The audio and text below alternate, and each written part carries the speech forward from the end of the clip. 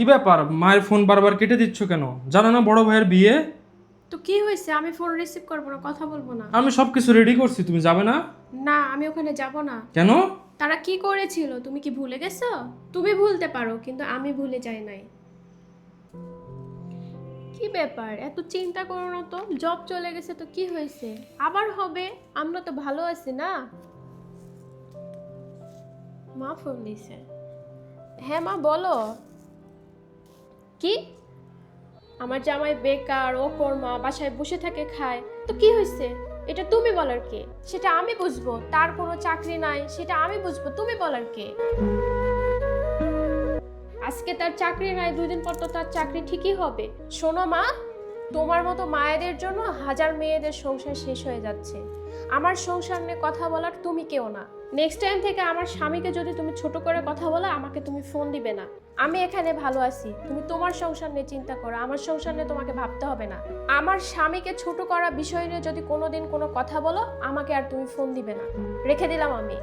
আরে মায়ের সঙ্গে কে এভাবে কথা বলে? তো কিভাবে কথা বলবো?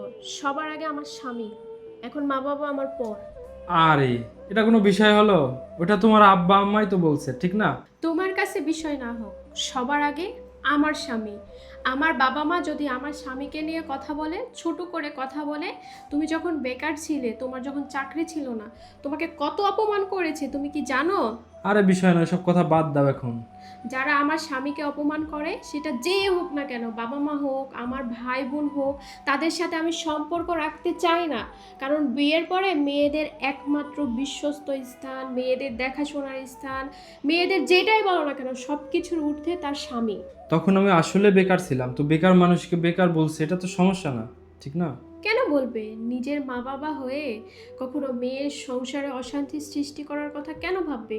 ওই কথাটা শুনে আমি যদি তোমার সাথে খারাপ ব্যবহার করতাম, কারণ যেহেতু মা বাবা বলছে, সেটা তো অবশ্যই রাইট কথা, তাই না? কারণ আমরা তো সব সময় মনে করি যে বাবা মা যেটা বলবে সেটাই ঠিক কথা, কিন্তু আমি তো সেটা মনে করি নাই। তখন কি আমার স্বামীর পাশে কেউ এসে দাঁড়িয়েছিল?